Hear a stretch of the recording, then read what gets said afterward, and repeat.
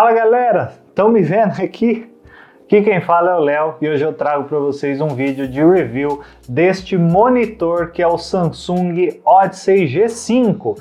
É um monitor ultra wide que eu escolhi para ter aqui em casa para trabalhar e também para jogar. E hoje eu vou falar para vocês todas as características, o que eu achei de bom e o que eu achei de ruim desse monitor aqui.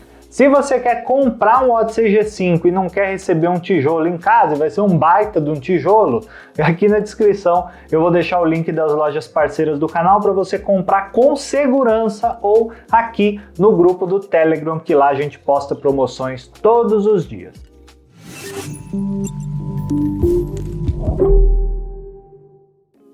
Bom, vamos lá.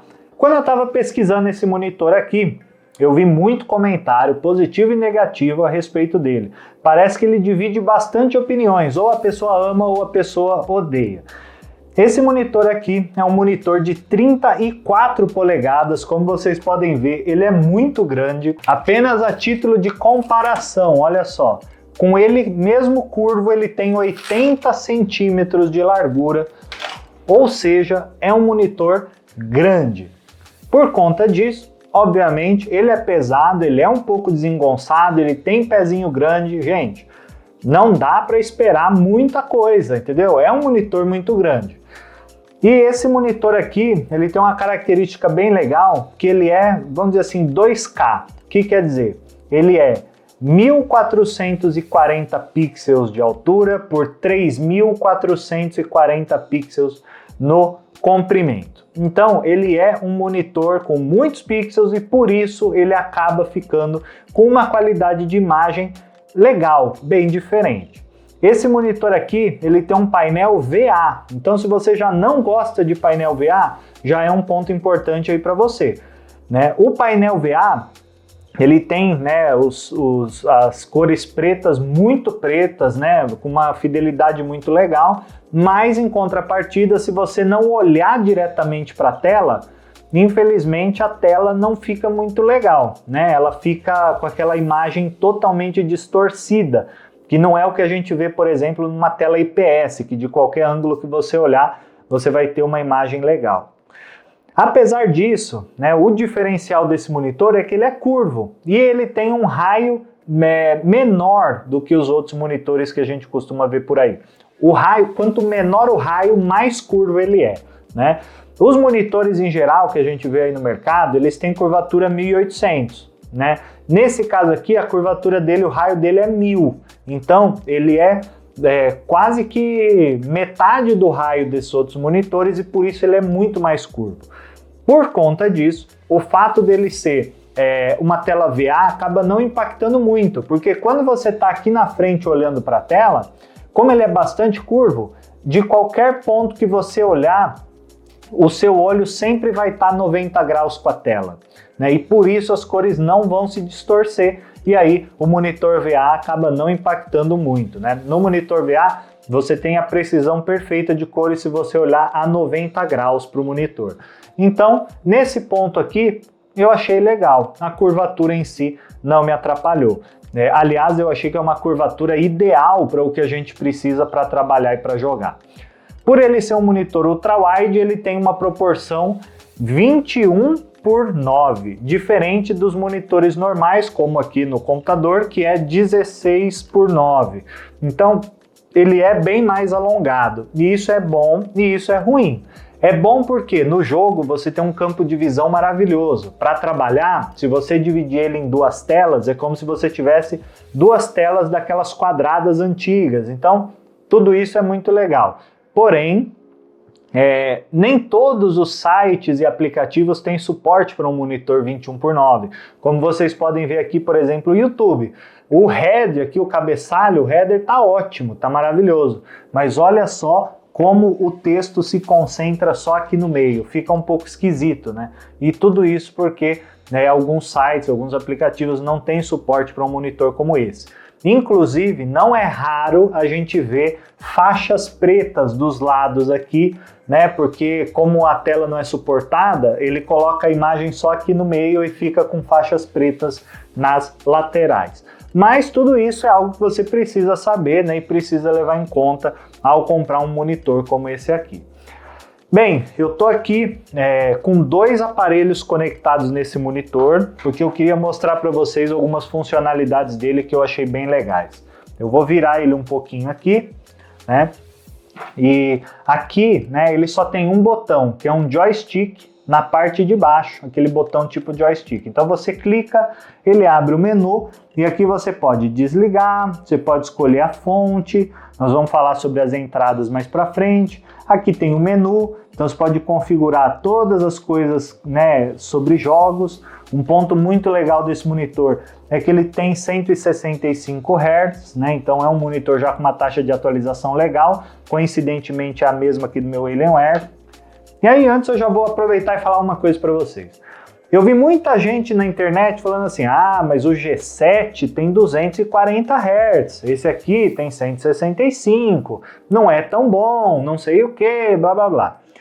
Um ponto muito importante que você tem que levar em consideração ao ter um monitor desse a sua máquina vai extrair mais do que 165 Hz para jogar uma imagem dessa para o monitor? E por que eu estou falando isso?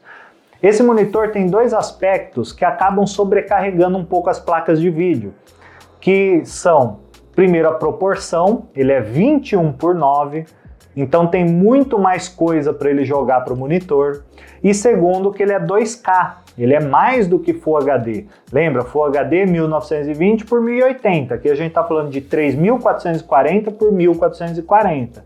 Então, tem mais pixels, isso automaticamente também vai sobrecarregar mais a placa de vídeo. Eu tenho aqui um Alienware com a RTX 3070, que é uma placa de vídeo já boa, tudo bem, que é um notebook e tudo mais. Mas esse monitor aqui, quando eu jogo Destiny no Ultra High, né, no máximo possível de configuração, aqui no notebook ele rodava em torno de 150, por aí, 150 Hz. Aqui ele roda a 80, 90, 100, dificilmente passa de 100, mas também não cai para menos de 80, fica nessa faixa aí.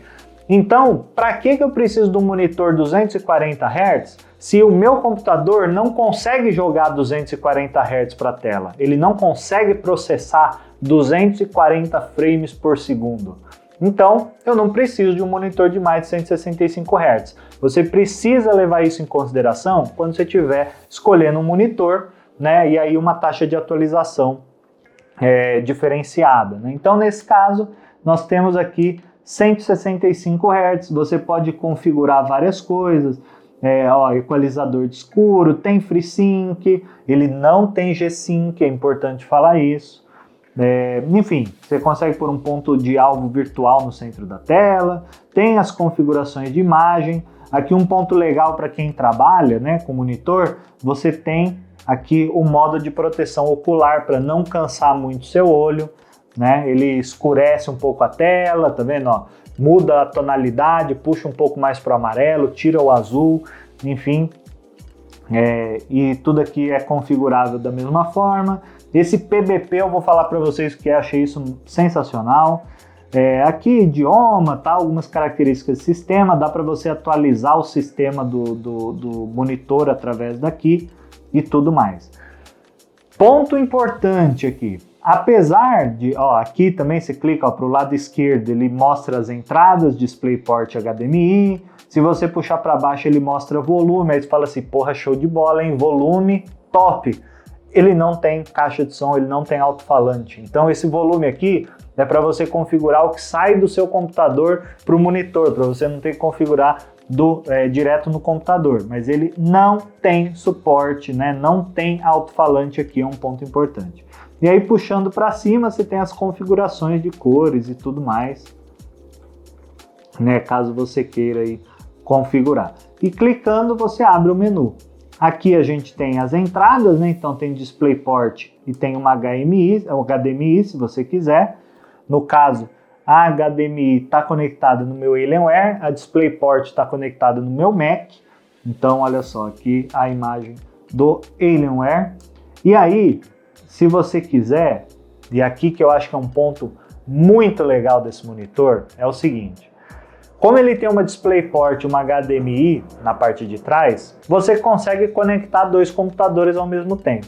E aí, usando essa função aqui que eu mostrei para vocês, que é a PBP, você consegue ligar e dividir a tela do seu monitor com os dois aparelhos que você tem conectado aqui. Olha que legal isso aqui. Como é uma tela muito grande, você pode trabalhar com dois computadores. Aqui eu tô com o meu Alienware, aqui eu tô com o meu MacBook. Olha só que sacada legal da Samsung com isso aqui. Mas fala assim, pô, Léo, quando que eu vou usar isso aqui? Cara, para trabalhar, isso aqui é o máximo. O que que eu fiz, tá? Eu conectei tanto o HDMI quanto o DisplayPort no meu notebook de trabalho e eu fiquei com 3 telas, porque fazendo dessa forma, o seu computador entende que isso aqui é um monitor e isso aqui é outro monitor. Se você entrar nas configurações de exibição do seu computador, ele vai mostrar isso aqui como 2 monitores diferentes. Ou mesmo, fala, não, eu quero usar o meu computador do trabalho aqui, o meu computador pessoal aqui, porque eu quero usar o WhatsApp enquanto eu estou trabalhando. É possível aqui também. E aí, né, tudo é configurável. Por exemplo, você está aqui com essa configuração e você quer inverter. Você clica aqui e aqui é a origem do som, mas se você vier aqui, você consegue inverter. Ele fala, quer mudar? Quero mudar. Pronto, agora foi. Aí você muda, ele inverte também, caso você queira. Então, assim, é muito legal isso aqui. Eu achei 10 para trabalhar, para usar no dia a dia e para você extrair o melhor do seu monitor aqui, né, com tudo isso aqui. Aí você fala assim, não, eu não quero fazer isso aqui. Eu vou usar de uma outra forma. Deixa eu passar aqui para a conexão HDMI. Um ponto importante que eu notei é que assim, para fazer essas transições ele demora, tá? Mas também tá perdoado, né? Vamos jogar para o HDMI aqui, ó. Tô no Alienware, no HDMI, e aí eu falo assim, não, eu quero dividir a tela de outro jeito. A Samsung disponibiliza esse aplicativo, que é o Easy Setting Box, e você pode dividir a tela do jeito que você quiser, ó. Quer dividir em 2? Quer dividir aqui em 6? Quer dividir em 3? Ó, ele já tem pré-definições aqui para você usar. Quer dividir no meio? Não quer dividir? Enfim, você configura do jeito que você quiser. E aí se você fala assim, não, eu quero dividir em 2, ó. Quero dividir em 2. Aí você dá um OK. Dá para você dividir aqui, deixar em 2 telas. E se por um acaso você não quiser, você pode ter essa opção. Fala, não, eu não quero, ó. Eu quero usar de outra forma. Sei lá, você pode também usar aqueles atalhos, né, do Windows. Então, por exemplo, Windows para um lado, ó, Windows para o outro. E aí você consegue mesmo assim dividir a tela também, que é um ponto que eu acho bem legal. Bom, falei de todas as funcionalidades, configurações, etc. Aqui na frente não tem mais nada, vamos olhar a parte de trás. Então aqui na parte de trás, o que a gente tem? A gente tem o logo da Odyssey. Eu vi muita gente reclamando sobre a traseira, que essa traseira tem um material que não é compatível. Pô, gente, na boa, né? Só porque não tem um RGB aqui, enfim, para mim isso aqui não tem nada demais. E aqui, né, a gente tem aqui eu concordo, poderia ter uma tampa, né, para proteger isso aqui, mas não tem. A gente tem as conexões e tudo mais. Aqui a gente tem uma conexão padrão VESA, caso você queira usar, com 4 parafusos. E aqui, né, aí embaixo a gente tem as portas de conexão. A gente tem uma conexão para fone de ouvido, caso você queira usar. A gente tem uma conexão aqui para HDMI, que é um HDMI 2.0. A gente tem uma DisplayPort 1.4. A gente tem aqui a conexão de serviço, que é um USB normal. E a gente tem aqui uma conexão de energia. E a conexão de energia desse monitor, ele vem com a fontezinha, né? Eu vou mostrar para vocês aqui.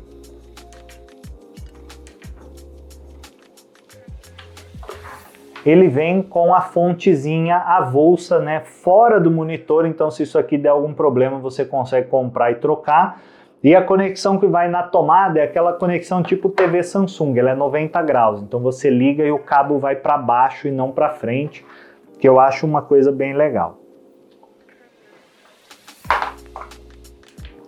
Falando sobre as entradas, de fato, poderia ter um pouquinho mais de entrada, né? Eu acho também, não faria nenhum mal ter um USB que conectasse com o computador, ou ter mais um DisplayPort, ou mais um HDMI. Eu senti falta, me fez falta, tá? Mas de qualquer forma, já tem aqui um DisplayPort e um HDMI que já ajuda, né, para alguma coisa. Além disso, aqui a gente não tem mais nada, não tem suporte para fone, não tem RGB, esse monitor não tem RGB em lugar nenhum. E a gente tem aqui, né, o pezinho. Esse pezinho ele tem uns suportezinhos embaixo de borracha, então ele prende muito bem o monitor aqui na mesa. E ele tem esse organizador de fio aqui, né, para você tentar organizar um pouco melhor o fio, mas não tem nenhum suporte por dentro, nem nada disso, isso você só vai ter no G7, que aí já é um monitor, né, um pouquinho mais avançado. Além disso, aqui vai um ponto importante a respeito desse monitor, e é um ponto que eu senti, aí sim eu senti muita falta. Ele não tem regulagem de altura. O pezinho é fixo aqui na base, e você não consegue regular a altura. O que dá para você fazer é regular a inclinação do monitor.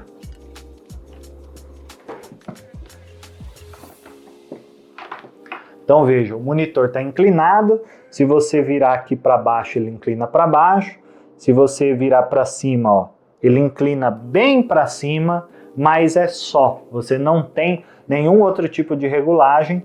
Essa regulagem é bem dura, tá? Então você tem que forçar um pouco, dá até um pouco de medo.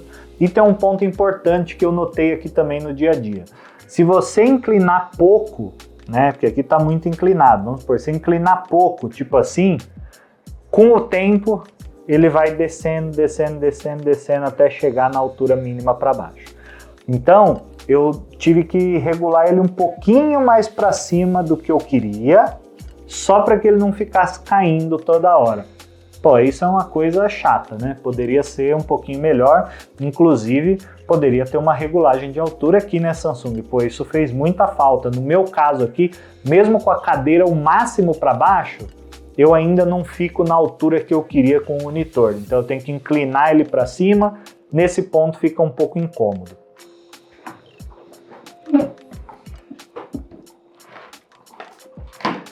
E aí, né, comentários, né, que o pessoal faz. Ah, o monitor balança muito. Balança mesmo, ó. Se você balançar a mesa, ele vai balançar. Quer dizer que você digitando ele vai ficar balançando? Não. Mas, pô, gente, é um monitor de 80 centímetros de largura, né? Então, é esperado que ele vai dar uma balançadinha, né? O pezinho poderia ser melhor? Poderia. Ele é inteiro de plástico.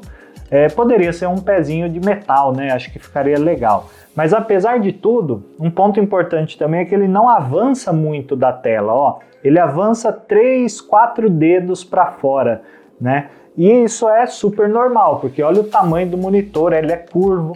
Obviamente por ele ser curvo, né? O centro de gravidade dele é um pouquinho mais para frente, não é exatamente aqui no meio, então o monitor precisa, o pezinho precisa avançar também para dar esse suporte. Minha crítica fica que ele poderia ter um pezinho de metal, aí sim, e óbvio, né, por ele ser um monitor grande e curvo, você precisa ter uma mesa um pouco grande, assim, porque senão você fica muito em cima do monitor e aí acaba que os próprios pezinhos, né, ocupam espaço do seu teclado. Muito bem, mas e a experiência no jogo? Bem, a experiência para mim foi excelente. Eu achei a qualidade de imagem boa, colocando ele próximo do meu Alienware. A qualidade ficou bem parecida. Óbvio, o Alienware tem uma qualidade melhor. A tela aqui, por ser VA e também por uma característica dos painéis da Samsung, ela fica um pouquinho esbranquiçada, mas não foi nada que me incomodou. E no geral eu estou muito feliz e muito satisfeito com esse monitor. Tanto para trabalhar quanto para jogar, ele me atendeu em todas as expectativas. Ponto importante, se você quer extrair o máximo que esse monitor pode te oferecer, você precisa usar um cabo DisplayPort. Não dá para usar HDMI. Até contando para vocês, né? eu estava jogando usando o cabo HDMI, e aí ele limitou a 100 Hz, ele não jogou mais do que isso em 4K. Usando o cabo DisplayPort, aí sim eu consegui jogar para 165 Hz e ficou uma experiência mais legal. Então eu, até no meu caso, como eu não tenho conexão DisplayPort no Alienware, eu precisei comprar esse cabo aqui, ó, que é um cabo DisplayPort para USB-C, né, um cabo que suporta Thunderbolt. O Alienware tem Thunderbolt 4 e aí eu consegui conectar USB-C Thunderbolt 4 no DisplayPort e ficou show.